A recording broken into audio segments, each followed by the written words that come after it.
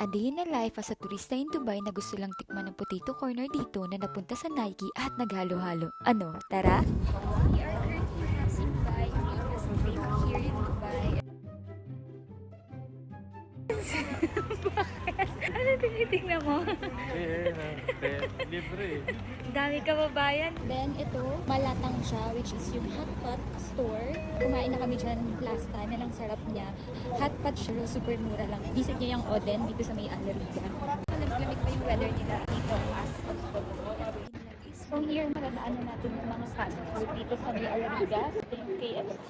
Right now, pakita kami ng Algor Air kasi gusto ko matikman yung potato corner nila dito sa Dubai. Kita nyo, ito yung talabat nila. Parang Grab and Food Panda natin sa Pilipinas.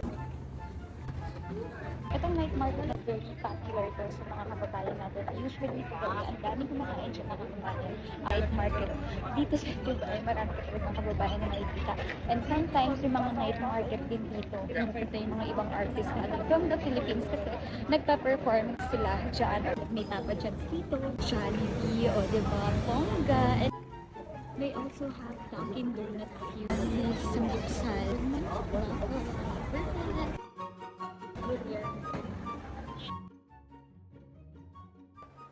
Wait, naalala ko, dala ko nga pala itong earphones ko kasi wala naman talaga akong balak na mag-video. Pero nung naglalakad-lakad tayo tapos maliwanag pa, and ang sarap ng weather kasi medyo mahangin, sabi ko, why not mag-video kaya tayo, diba? So ito finally, nandito pala yung earphones. Here we are sa Algorer Mall and ito yung kanilang food court. Ayan, maraming choices sa food dito. And yung Algorer Mall is just walking distance lang. Hindi po.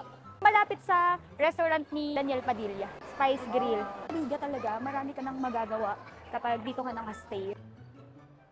Yung Spice Grill, sabi ni Kuya, ayan daw yung restaurant ni Daniel Padilla dito na pinuntahan niya or inopen niya during the time na nandito siya nung last 2024, kung hindi ako nagkakamali kasi nandito din ako during that time pero hindi ko siya nakita. Napakaraming pagpipili ang pagkain dito. Actually, may siomai house pa nga. May bacolod inasal. And ayun na yung potato corner. Yippee! Double flavor sa Terra. Two flavors. Pwede rin po bang yung mga prices ito, multiply nyo na lang by 16.44 kasi pera nila is around 400 pesos. Here's our potato corner. Oh. For ito yung first potato corner. Mga ditong sour and cream and barbecue. Okay naman siya, masarap din. Yung texture ng flavor nila medyo may difference sa texture ng flavor sa Philippines. Hindi ko alam kung nagagets niyo yun. Pero same lang din naman, masarap din siya.